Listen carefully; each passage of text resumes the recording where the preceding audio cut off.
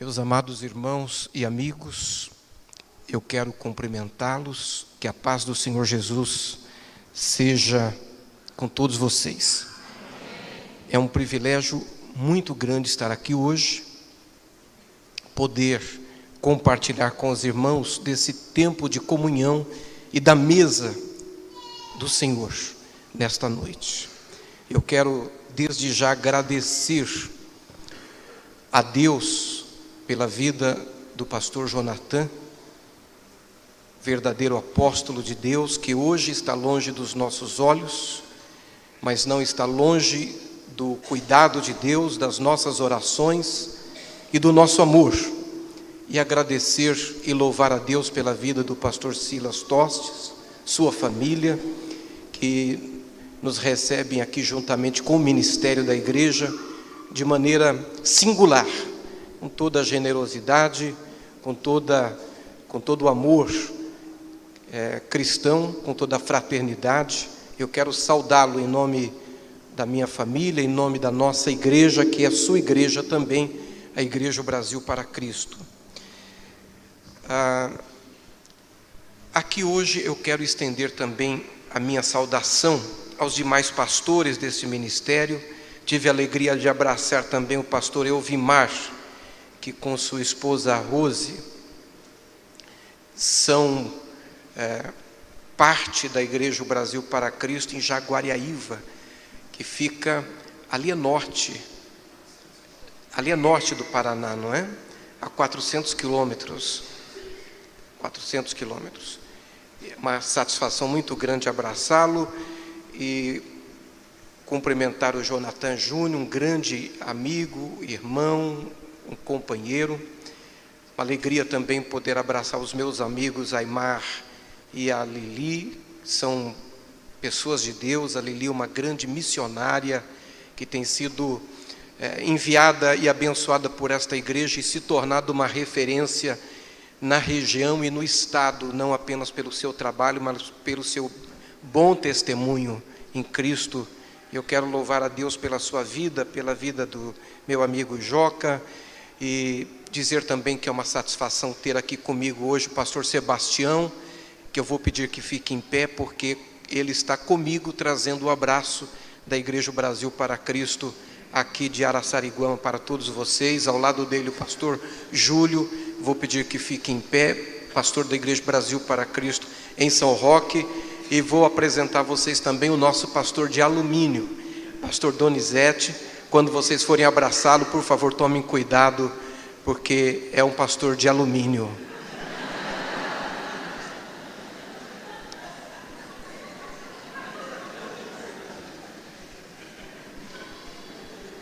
Obrigado a vocês.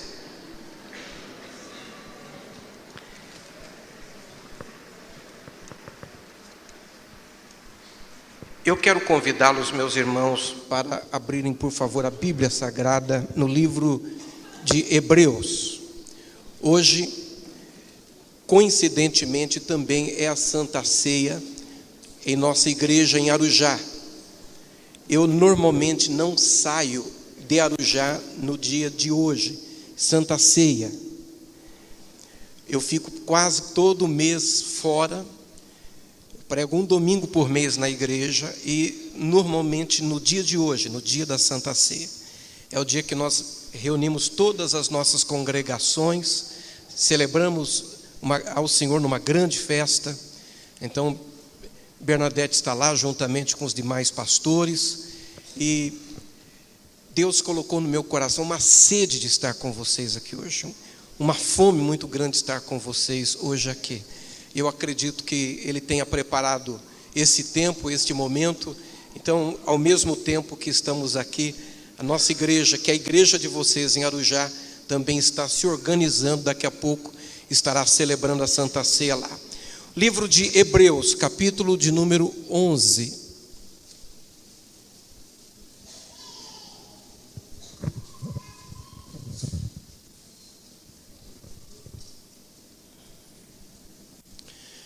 A partir do versículo de número 23.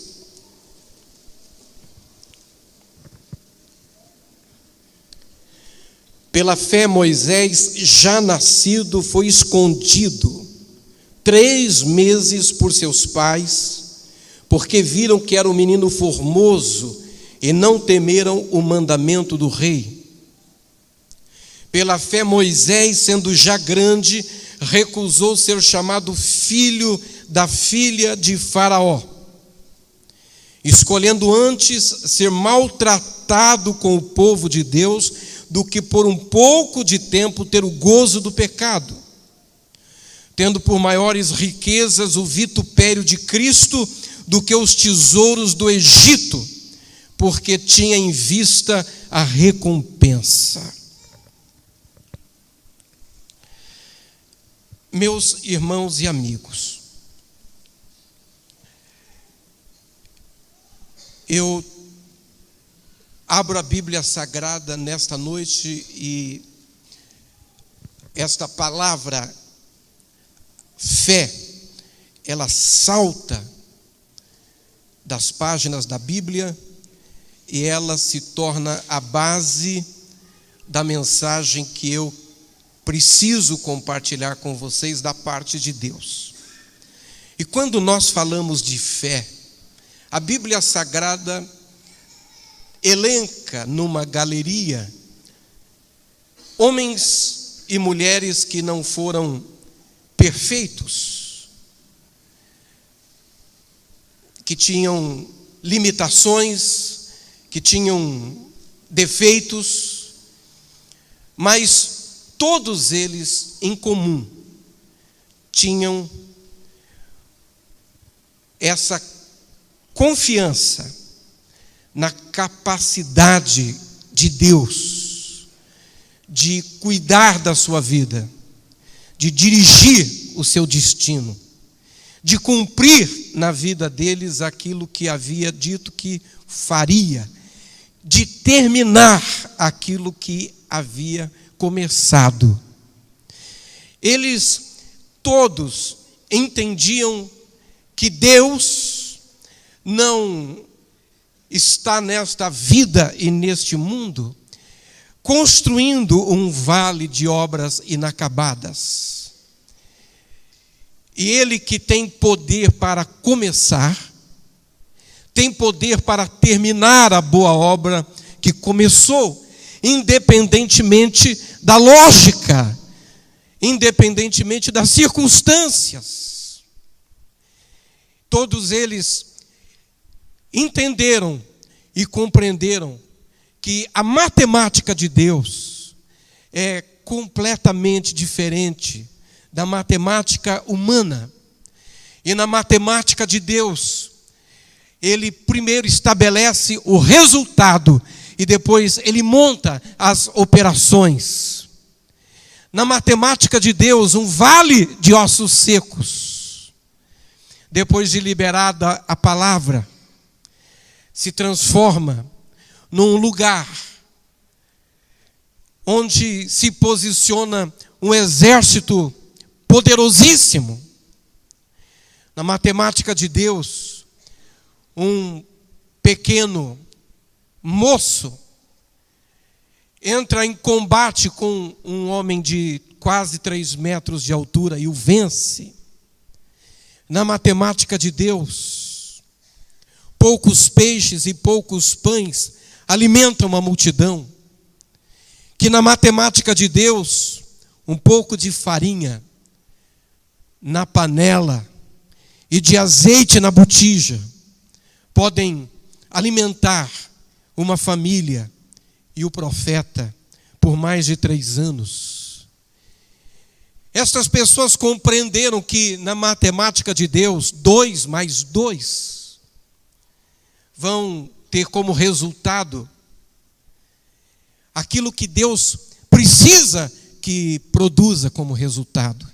É por isso que um peixe pode engolir um homem e levá-lo numa viagem de 3 dias até colocá-lo no lugar que ele tinha que estar. É por isso que um caçador de jumentas perdidas sai do pasto e é colocado no trono. É por isso que um rei cheio de soberba está sentado no trono e desce para o pasto. O que esses homens, essas mulheres têm em comum é que eles, apesar das suas limitações, se relacionaram com Deus tão confiável que eles podiam dar mergulhos de olhos fechados, voos rasantes de olhos fechados, acreditando na sua capacidade de estender as suas mãos e fazê-lo chegar onde eles tinham que chegar. Estes são os homens de Hebreus 11. Não eram super-homens nem super-mulheres, mas eram homens e mulheres que tinham um super-Deus. E quando eu venho a essa Santa Ceia esta noite, na Igreja Vale da Bênção, que é uma referência nacional de missões e de oração, eu venho falar a um povo que tem um super-Deus, que conhece esse super-Deus. Um Deus que chama as coisas que não são como se elas já fossem, que é capaz de criar pontes onde antes havia apenas abismo, de abrir portas onde havia apenas parede, de chamar à vida um homem que 4 dias antes havia sido morto e sepultado. Esse é o Deus da Bíblia Sagrada, é o Deus desta igreja, é o Deus do Brasil. Quem pode levantar as suas mãos e glorificar o seu nome, dê um brado de louvor a Ele. Nesta galeria de pessoas, a Bíblia fala de Moisés, nosso amado irmão. Moisés, que foi um dos homens que este Deus mais confiou. Todos estes homens e mulheres confiaram tremendamente em Deus. Todos eles foram pessoas que Deus confiou. A Bíblia, inclusive, diz que muitos deles, o mundo não era digno, mas confiança tem medida. E a medida da confiança de Deus em Moisés era uma medida máxima. E eu estava lendo o versículo 23 e 24. E no versículo 23 eu leio sobre Moisés, quando nascido, há um decreto de morte sobre ele. E ele tem um grande livramento desse decreto de morte. No versículo seguinte, 24, Moisés já grande, há também um decreto de morte sobre ele. Mais uma vez, ele tem um grande livramento desse decreto de morte.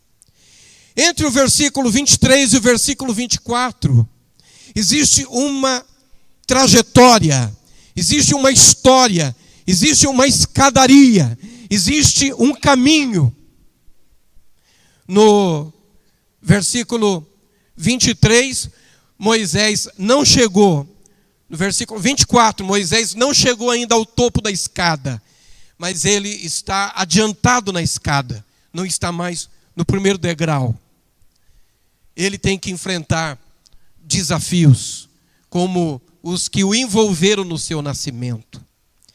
Eu tiro daqui algumas lições, quero compartilhar com vocês essa noite.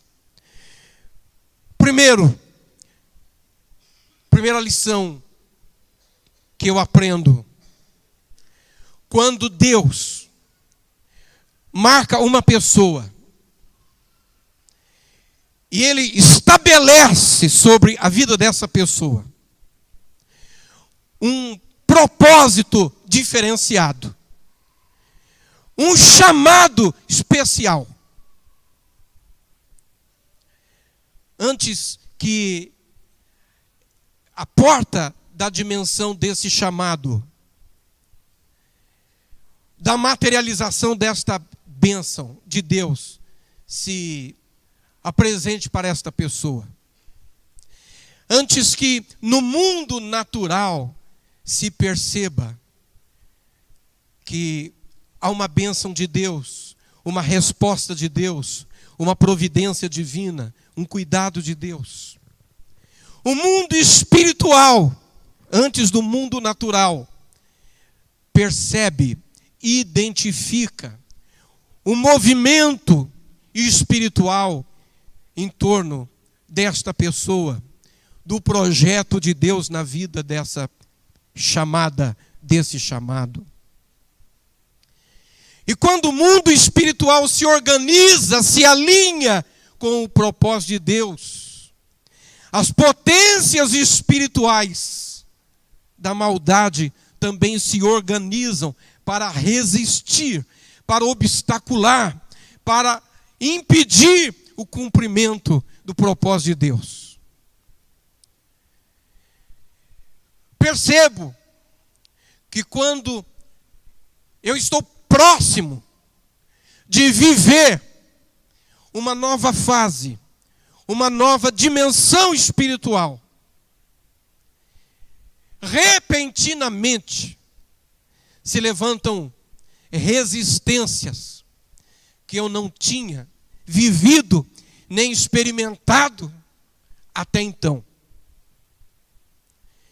E quando uma pessoa fala, quanto mais eu oro, mais lutas, essa pessoa não está errada na constatação. Muitas vezes erra na leitura, porque, na verdade, quanto mais ora, quanto mais se consagra, quanto mais se aproxima de Deus, mais se credencia para receber de Deus o acesso àquilo que o Senhor tem reservado para ela. E quanto mais credenciado ao movimento espiritual em torno dessa pessoa e do seu chamado. Por isso, as potências espirituais da maldade se mobilizam em resistência. É por isso que as lutas se apresentam e elas vêm do nada. As tempestades, os ventos que nós não plantamos, as tempestades que não semeamos, as crises que nós não ocasionamos. Então, quando uma pessoa de Deus, que está em Deus, presente em Deus, percebe um movimento de resistência e não compreende no que aquele movimento se fundamenta, por que ele se justifica, essa pessoa deve desconfiar. Eu estou chegando perto de uma grande bênção. Quanto maior a resistência, maior deve ser a desconfiança de que maior é a bênção de Deus que está se aproximando da sua vida. Quando Jesus nasce, o espírito de resistência entra em Herodes e determina o decreto para matar todos os meninos de 2 anos para baixo. Quando Moisés nasce, há um movimento espiritual que envolve a vida de Moisés.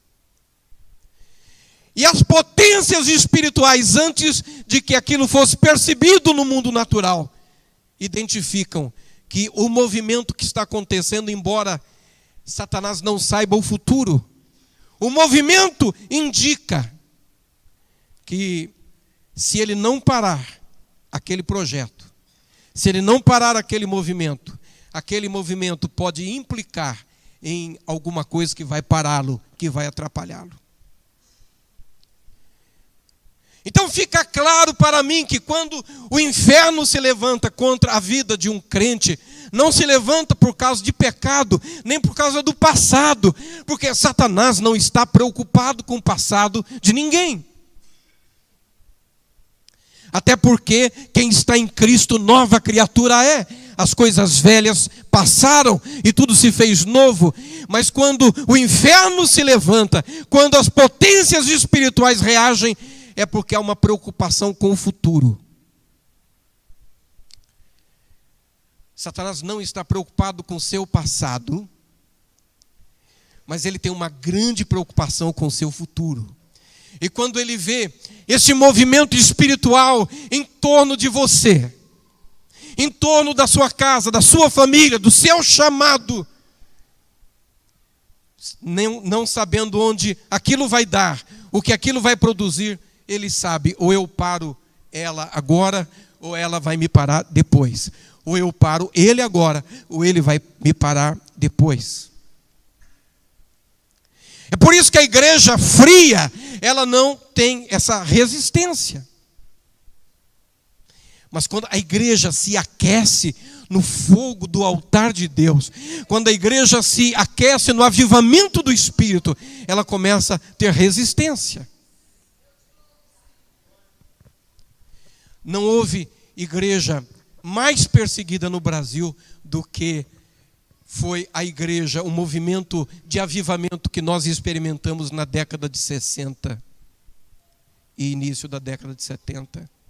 Nossos pastores eram presos, nossos templos eram depredados, as tendas de lonas eram queimadas. O pastor Silas falou do missionário Manuel de Melo, ele foi preso 27 vezes. E não foi o único, muitos pregadores em todo o Brasil experimentavam prisões, cárceres. Porque Satanás viu o movimento que havia no mundo espiritual em torno da igreja. Ele não sabia onde isso ia dar, mas ele pensava, se eu não parar a igreja agora, ela vai me parar depois.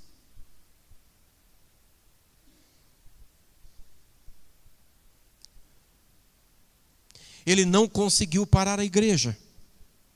Hoje nós somos 60 milhões de servos de Deus nesse país, nas mais diferentes denominações evangélicas. Naquele período nós éramos 1%, hoje nós somos quase 30% da população brasileira.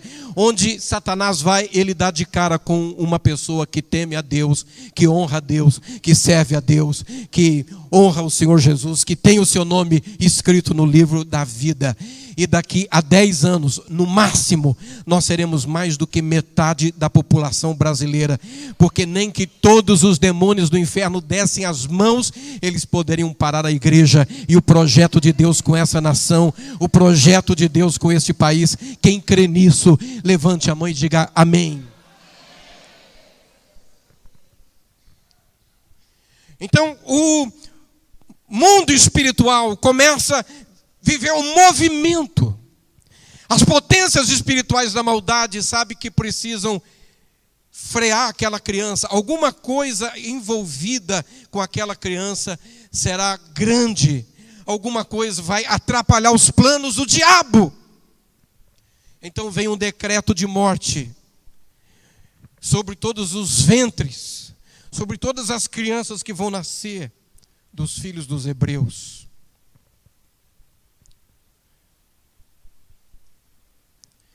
A Bíblia diz que quando Moisés nasce, a Joquebede, seu esposo, 2 levitas, eles não entregam Moisés. Eles o escondem. Ele fica com eles por algum tempo, até chegar o momento que não dá mais para esconder aquela bênção, porque a bênção começa a gritar.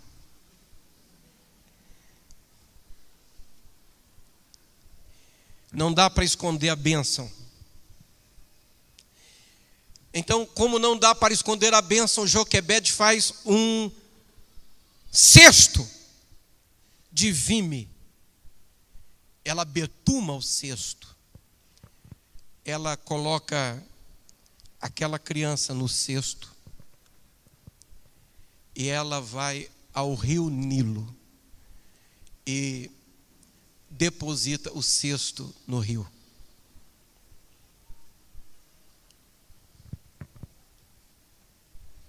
A irmã de Moisés, Miriam, que lá na frente, na travessia do Mar Vermelho, vai liderar o coro da igreja cantando só o Senhor é Deus, vai acompanhando o cesto à margem do rio.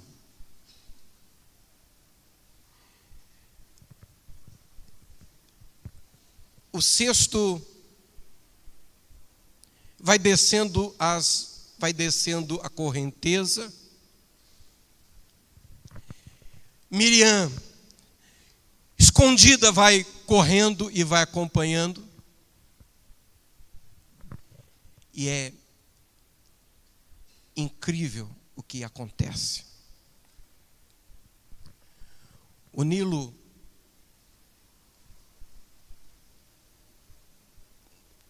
não é um ambiente absolutamente seguro. para um bebê colocado no cesto.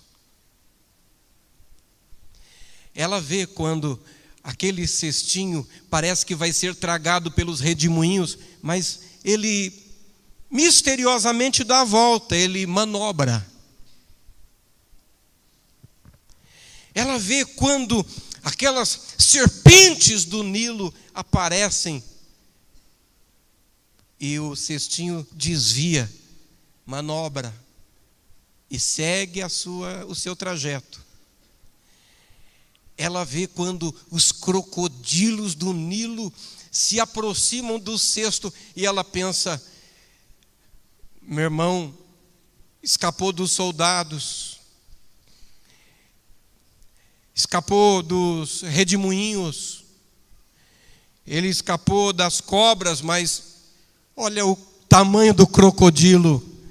Milagrosamente, o cestinho faz uma manobra, passa no meio dos crocodilos e segue.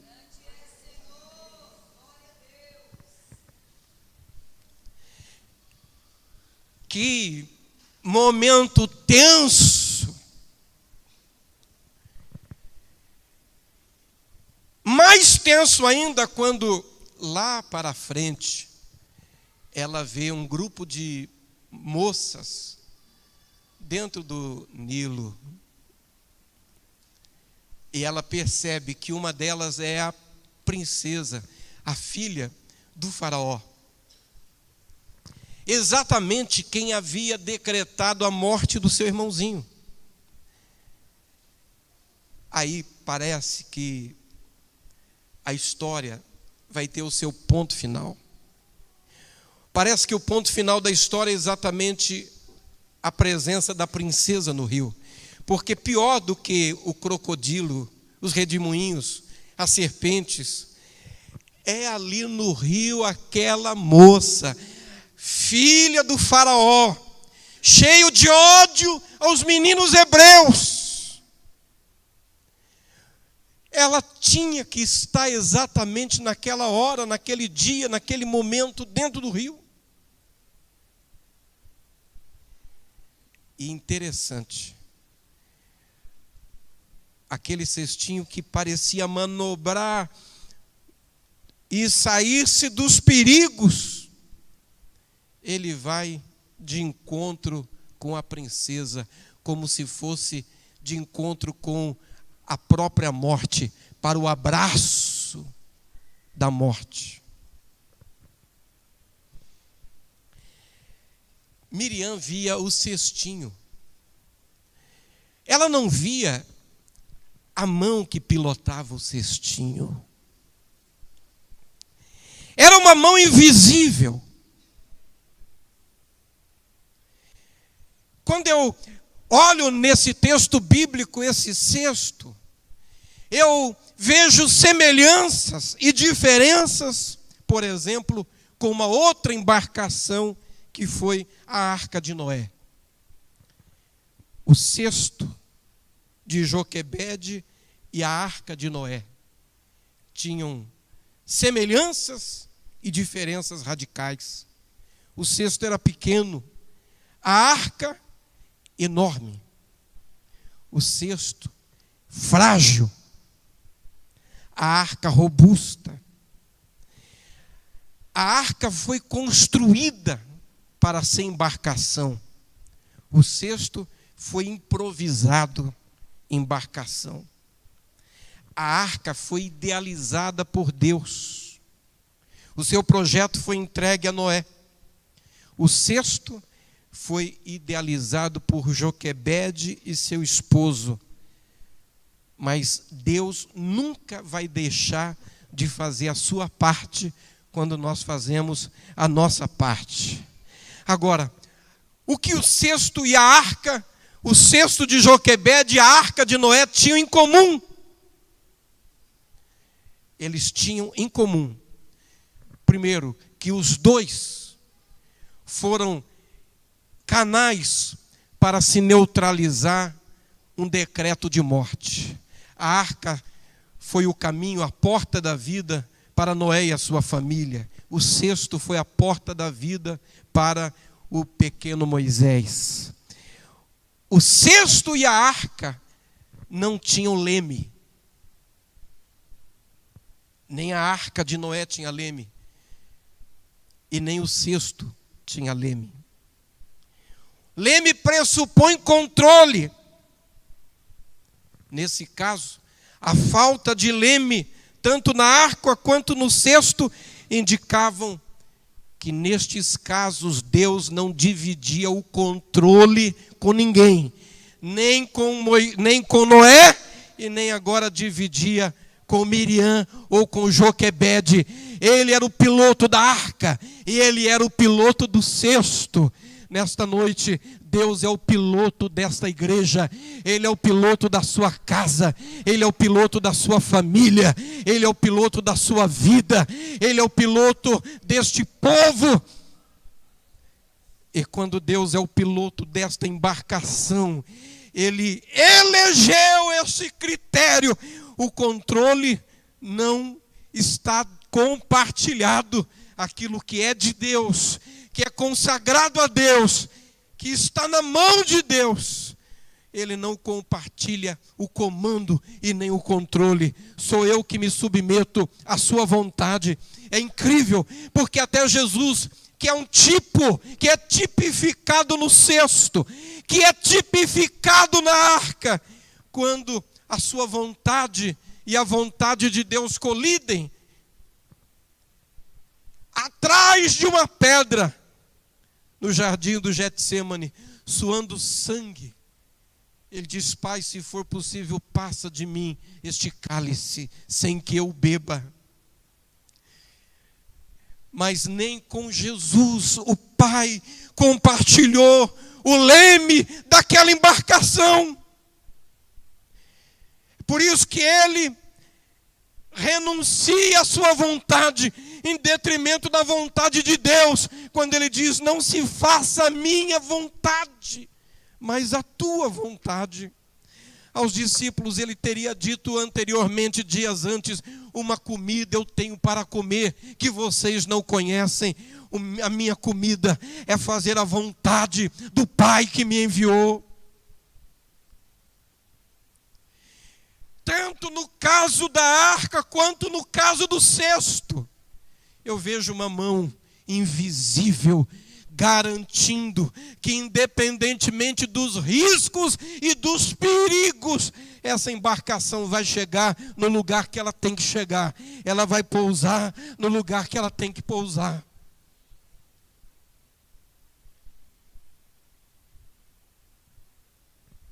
Eu conheço esta mão. Este ano, no mês que vem, eu estou completando 52 anos de idade. Eu tive minha primeira experiência com o Espírito Santo aos 3 anos de idade, orando pela minha mãe para que ela fosse curada. Eu não lembro o que eu falei, o que eu orei. A única coisa que eu me lembro, com fragmentos de memória, que minha mãe caiu desmaiada. Ela desmaiava, às vezes na rua, às vezes no trabalho, às vezes no mercadinho fazendo compra. Ela ficava agitada, ela caía, precisava de ajuda. Nesse dia, só tínhamos nós dois em casa. Ela caiu no chão. Eu não sei explicar para vocês. Eu tenho uma netinha com 2 anos, uma netinha com 10 anos. É um pouco mais do que a idade que tinha a minha netinha, que tem minha netinha de 2 anos. Eu não sei explicar. Eu sei que eu sabia de alguma forma que quando tinha alguém doente na igreja, meu pai, pastor Antônio, colocava a mão sobre ele era curado. Então, eu não sei o que eu orei, mas coloquei a mão sobre a minha mãe. Ela foi curada, ela nunca mais teve aquela enfermidade. Eu tinha 6 anos de idade. Eu estava num culto, num domingo de manhã, participando do nosso culto dominical, dirigido por um pastor maranhense chamado Leontino Quimicenas. Estava, como sempre, na primeira fila, segundo lugar, minha biblinha no colo, 6 anos. O pastor Leontino abriu a palavra e disse assim: irmãos, quem tem uma palavra para dar, vem à frente. e fale. Então, quando ele disse isso, alguém me empurrou. Eu caí de pé diante dele e diante do meu pai. Meu pai, paraibano, minha mãe, alagoana. Meu pai era da escola de Manuel de Melo. Manuel de Melo dirigia um culto com 10.000 pessoas, ninguém podia andar. Era repreendido. Quando meu pai e minha mãe se casaram, eles tinham... minha mãe tinha 5 filhos, ela era viúva, meu pai tinha 2 filhos. Eles se apaixonaram, eles se casaram, começaram com 7, nasceram mais 5 filhos. Eu sou o primogênito dos 5 filhos. Nós éramos em 12, como os 12 filhos de Jacó. Então, quando meu pai ia para a igreja, metade da congregação chegava com ele, ali na igreja. Nenhum dos filhos podia andar na igreja durante o culto, porque chegava em casa, apanhava dele. Ele não era legal quando ficava nervoso. Então, quando eu caí de frente para o meu pai, eu vi que meu pai começou a ficar vermelho, eu fiquei com medo de apanhar. Eu era absolutamente tímido, mas o medo de apanhar foi maior que minha timidez. Eu não pensei 2 vezes, virei para a igreja.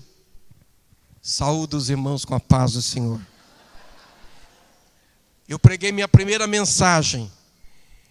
Eu tinha de cor Eclesiastes 3. Há tempo para todas as coisas. Foi a primeira mensagem que eu preguei. 10, 12, 15 minutos depois, toda a igreja estava chorando. Meu pai também, eu também. Eu terminei e voltei para o meu lugar. Meu pai disse a coisa mais terrível que podia dizer. Falou: meus irmãos, hoje à noite tragam seus familiares, tragam seus amigos. O pregador vai ser o meu filho. Eu queria morrer. Eu fiquei com muita raiva de quem tinha me empurrado. Então eu olhei para trás para ver quem tinha me empurrado e não tinha ninguém sentado no banco de trás. Eu conheço essa mão que me empurrou há 46 anos. É a mão que tem me sustentado até o dia de hoje. Foi a mão que pilotou a arca, foi a mão que pilotou o cesto. Eu estou vendo agora esse cesto pilotado por essa mão que sabe terminar as coisas que começa, passando no meio do perigo. E parece que agora quem pilota o cesto se distraiu, porque afinal de contas o cesto está indo para os braços da princesa. Só que o plano de Deus era fazer com que aquela criança fosse morar no palácio, fosse estudar no palácio, fosse se formar no palácio, fosse ser preparado para liderar o seu povo lá no palácio. E não tinha como chegar no palácio sem ter nascido no palácio, a não ser que Deus construísse um caminho às avessas. E foi isso que Deus fez, com todo o decreto de morte, com toda a resistência das potências espirituais contrárias. Deus usou a fúria do inimigo contra o próprio inimigo e plantou lá dentro da casa do inimigo o seu missionário Moisés. E o inimigo tinha que ver Moisés crescendo e não podia fazer nada contra ele. O inimigo alimentou Moisés com raiva, mas não podia deixar de alimentá-lo, porque quando olhava feio para ele, a filha se levantava, abraçava o menino e dizia: pai, é meu filho. Deus levantou a filha de Faraó como guardiã daquela criança, com quem Deus tinha um plano extraordinário, diferenciado. O inimigo teve que vestir, dar vestido, dar roupa, dar calçado, dar educação, dar alimento, querendo matar, querendo destruir. Mas ele estava protegido pelo muro do cuidado, do amor daquela princesa. O que é que tem entre o versículo 23 e o versículo 24, em que Moisés já é grande. Existe um sexto, existe um Deus que não perde o controle, existe um Deus que tem a capacidade de abrir caminhos inimagináveis, existe um Deus capaz de fazer coisas incríveis para guardar o seu povo, para guardar os seus filhos. O que é que existe entre o versículo 23 e o versículo 24? Existe um Deus comprometido com a sua palavra, que estava aqui cumprindo a palavra que havia dado a Abraão, cumprindo a palavra que havia dado a Isaac, cumprindo a palavra que havia dado a Jacó, e nenhum deles estava vivo.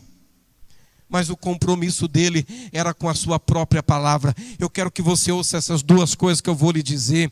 Em primeiro lugar, eu não sei qual é o caminho, não sei de que maneira, não sei de que forma. O que eu sei é que Deus da Bíblia Sagrada, nos dias de hoje, terceiro milênio, século 21, no ano de 2018, continua sabendo pilotar cesto e pilotar arca do mesmo jeito que ele pilotava aqui no livro de Êxodo. Ele tem o controle da sua vida. Eu quero dizer que você pode levantar as suas mãos, que você pode glorificar o seu nome, que você pode engrandecer o seu nome, e você pode ter confiança em ir para este ano, em olhar para o seu futuro e acreditar que Ele é suficientemente capaz e poderoso para fazer muito mais do que aquilo que nós pensamos e do que aquilo que nós percebemos e vemos.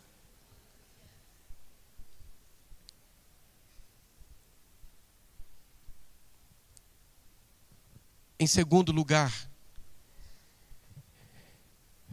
o que eu vejo e que alegra o meu coração é que não existe, com todo o esforço, com toda a movimentação dessas potências espirituais da maldade, não existe poder nenhum, nem na terra, nem embaixo da terra, que seja capaz de impedir o plano de Deus de se materializar na sua vida, de acontecer na sua vida. Na vida de Jó, depois que Jó passou por todas as circunstâncias de dificuldade, quando a vida dele estava dando a virada de baixo para cima, quando ele estava sendo restaurado, ele diz no capítulo 42, no versículo 2, Senhor, bem sei que tudo podes e que nenhum dos teus planos pode ser frustrado. Nenhum dos teus planos pode ser frustrado. Nenhum dos seus planos pode ser frustrado. Em primeiro lugar, eu quero aqui louvar o Deus cujos planos não são frustrados. Em segundo lugar, eu quero louvar a Deus que é o revogador de decretos de morte.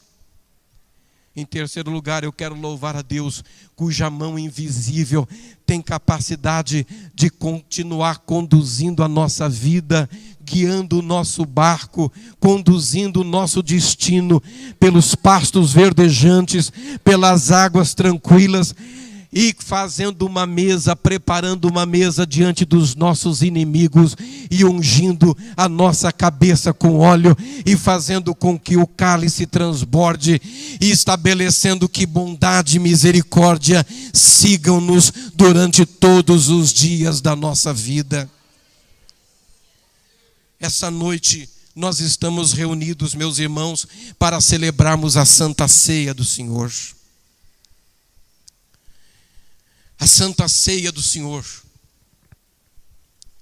é um vestibular que nós fazemos a cada mês. Porque quem não está pronto para a ceia, não está pronto para o céu.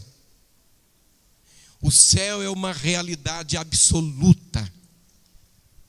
A eternidade é uma realidade absoluta. E a cada dia, nós precisamos renovar essa confiança que moveu estes irmãos de Hebreus 11. Neste plano eterno de salvação que Deus estabeleceu para nós. Não é fácil viver aqui nesse planeta hoje. Cada dia fica mais difícil. Assim como a alma de Ló se angustiava em Sodoma e Gomorra, a alma dos justos se angustia nessa terra. Geme nesta terra. E o nosso espírito e o espírito dos justos tem uma oração junto com o Espírito Santo. Maranatá. Ora vem, Senhor Jesus. Eu não sei quanto tempo nos separa até a volta de Jesus. A volta de Jesus é um fato, é uma realidade. A volta de Jesus é um processo desencadeado, irreversível. Ele está voltando para a igreja. E depois com a igreja voltará para julgar o mundo. Eu não sei se será hoje, será amanhã, será o mês que vem, o ano que vem, daqui a 10 anos. Mas enquanto nós o esperamos, que não falte em nós a paz do coração de quem tem certeza que esta mão invisível pilota o seu barco. Em segundo lugar, que não falte em nós a chama do amor pela sua volta, da confiança na sua volta. E é isso que nos traz a esta mesa, a nos prepararmos espiritualmente para comermos do corpo e bebermos do sangue de Jesus. Que não falte até lá a fome, a sede de colocarmos a nossa alma, o nosso desejo, a nossa energia, para que o mundo saiba de Jesus e saiba que Ele está voltando. E eu finalizo a minha palavra nessa noite. Quando eu falo de Moisés, quando eu falo desse cesto, quando eu falo de Deus no controle, quando eu falo do amor de Deus pela sua vida, para com a sua casa, a sua família, eu me lembro da minha infância. Eu tive o presente de Deus de viver a minha infância no momento que foi um dos mais ricos da igreja evangélica mundial.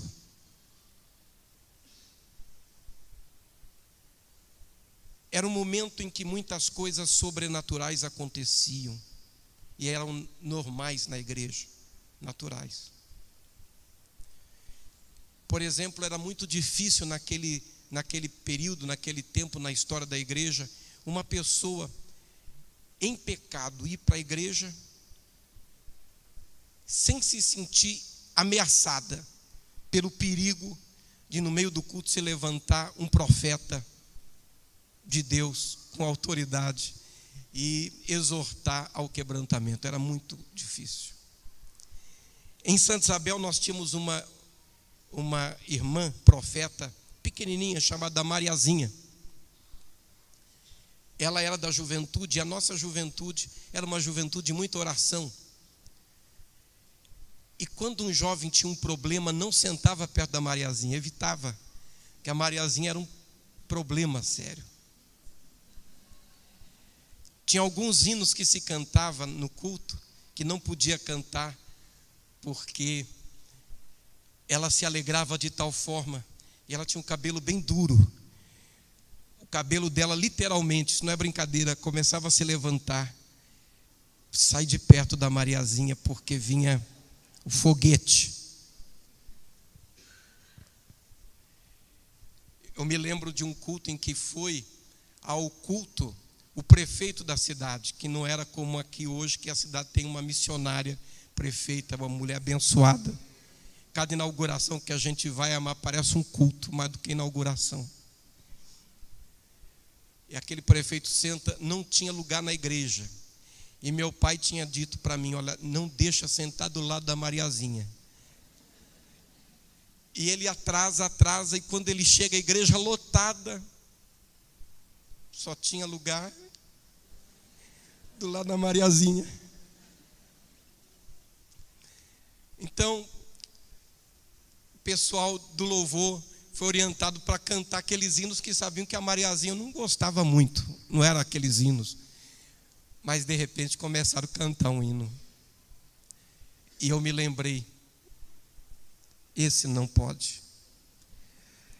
E daqui a pouco a Mariazinha começa a cantar em línguas.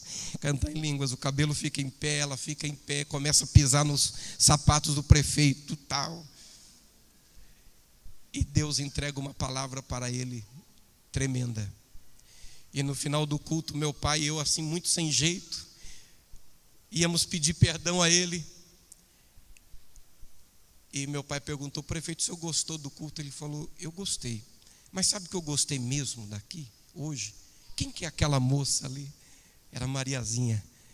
Deus usou a vida dela naquela noite para mudar a vida dele, o futuro dele.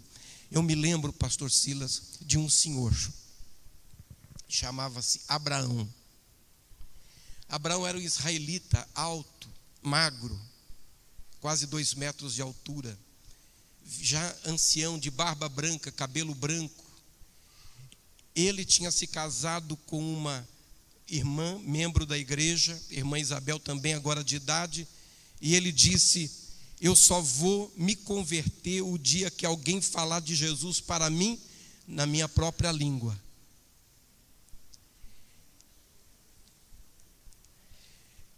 E o Abraão não deixava a irmã Isabel ir para a igreja. Então a igreja ia na casa da Isabel. 2 irmãs oravam com ela. Uma delas era a irmã Dolores, era uma descendente de escravos. Fortinha, de cor, uma senhora que amava as almas, andava com um balaio de roupa e alimentos na cabeça, levando quilômetros para atender famílias carentes. E aquele dia ela estava orando com a irmã Isabel, e de repente ela começou a orar em línguas e cantar cânticos espirituais. E o Abraão chega e não fala para ninguém que chega, porque ele quer saber o que as irmãs falam para a mulher dele. Então ele fica escondido do lado de fora. E ela começa a orar. Orar em línguas, orar em línguas, orar em línguas. E daqui a pouco aquele homem zarrão entra e se joga no chão, chorando. E depois de chorar e chorar e chorar, ele, num português ruim, difícil, cheio de sotaque, ele diz: essa mulher falou de Jesus para mim na minha própria língua. Ele se converteu naquela tarde, ele se batizou, foi batizado com o Espírito Santo. Eu me lembro de Abraão, sempre sentadinho no último banco. Ele era o último a chegar e o primeiro a sair, para não ter muito contato com ninguém. Mas um homem santo. Quem é, irmãos, que faz isso? Essa é a mão invisível que pilota o barco, que pilota a arca, que pilota o cesto. Essa é a mão invisível que pilota a sua vida e vai te guardar hoje, vai te guardar amanhã, vai te guardar em cada dia deste ano e vai te guardar irrepreensível até a volta de Jesus Cristo, seu Filho. Que Deus te abençoe, que Deus te guarde, que a mão invisível do Senhor, a sua boa mão, continue sobre a sua vida, sobre a sua casa, sobre a sua família, e que as resistências que se levantam pelo caminho, elas sejam apenas placas dizendo para você: continue firme, continue temendo a Deus, continue andando com Deus, porque a tua hora está chegando, a tua bênção está chegando, e Deus está te mudando de fase. A crise é mudança de fase, a luta é mudança de fase. Só não pula do cesto, só não sai do barco, só não sai da roda, só não deixa Jesus, porque aquele que começou é poderoso para terminar. Deus te abençoe, em nome de Jesus.